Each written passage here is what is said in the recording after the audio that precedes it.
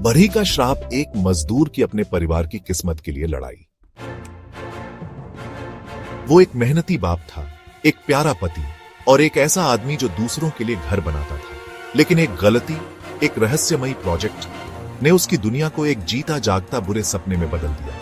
मिलिए रवि शर्मा से, एक बरही जिसने गरीबी से लड़ाई लड़ी, अपने हाथों से अपनी जिंदगी बनाई और आखिरकार अपने परिवार को वो खुशियां दी जिसके वो हकदार थे। लेकिन उसे क्या पता था कि उसका आखिरी प्रोजेक्ट सब कुछ बदल देगा। इस कहानी के अंत तक आप सवाल करेंगे कि क्या किस्मत कभी उसके साथ थी या कुछ और ज्यादा अंधेरा खेल चल रहा था।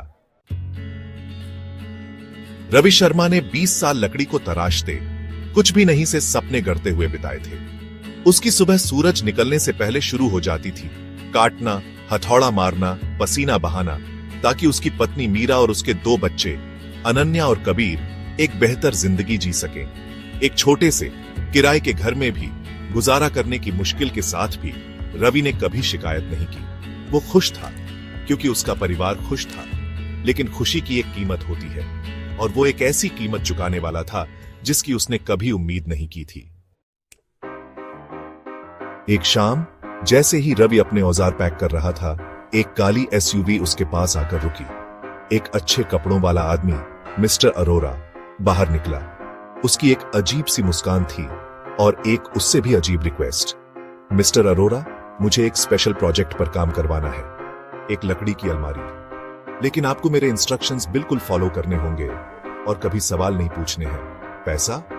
रवि जितना कमाता था उससे 10 गुना ज्यादा। उसके परिवार के लिए एक बड़ी रकम। बिना 2 बार सोचे रवि मान गया। लेकिन उसे सवाल पूछने चाहिए थे, क्योंकि वो सिर्फ एक अलमारी नहीं थी, वो एक ताबूत था भेस में। देर रात जब रवि अकेले काम कर रहा था, अजीब चीजें होने लगी। लकड़ी अस्वाभाविक रूप से ठंडी लग रही थी, गर्मी की तपिश में भी। अधूरी अलमारी के अंदर से धीमी फुसफुसाहट गूंज रही थी। हर सुबह उसके द्वारा ठोके गए कील जमीन पर पड़े मिलते थे, जैसे किसी ने उन्हें खींच लिया हो। पहले तो उसने अनसुना कर दिया, रवि, बस मेरा थका हुआ दिमाग खेल खेल रहा है। लेकिन फिर उसका बेटा कबीर चीखते हुए उठा, कबीर, पापा, आपके वर्कशॉप में एक आदमी खड़ा है, वो आपको देख रहा है। जब रवि ने देखा तो वर्कशॉप खाली था, या उसे ऐसा लगा। आखिरी रात को जैसे ही रवि ने आखिरी कील ठोकी, अलमारी चरमराई, जैसे अंदर कुछ बाहर निकलने की कोशिश कर रहा हो। डर के मारे उसने एक लोहे का सरिया पकड़ा और दरवाजा जोर से खोला, और अंदर एक खूनी हाथ का निशान। लकड़ी ने उसे सोख लिया था। उसका दिल तेजी से धड़कने लगा। उसने अलमारी को उल्टा कर दिया और एक छिपा हुआ कंपार्टमेंट पाया। अंदर एक छोटा सा फीका सा नोट। इसे पूरा मत करो, वो तुम्हारे लिए भी आएगा। स्याही ताजी थी, जैसे किसी ने इसे अभी कुछ देर पहले ही लिखा हो। फिर दरवाजे पर दस्तक। वो मिस्टर अरोरा था।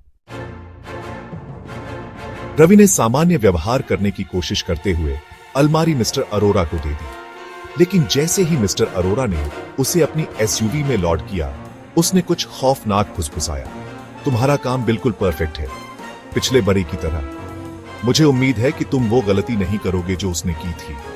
रवि के रोंगटे खड़े हो गए। कौन सी गलती? अंदर देखना। इससे पहले कि रवि कुछ जवाब देता, एसयूवी रात के अंधेरे में गायब हो गई। उस रात उसका घर ज्यादा ठंडा लग रहा था। उसका परिवार चैन से सो रहा था, लेकिन रवि जाग रहा था।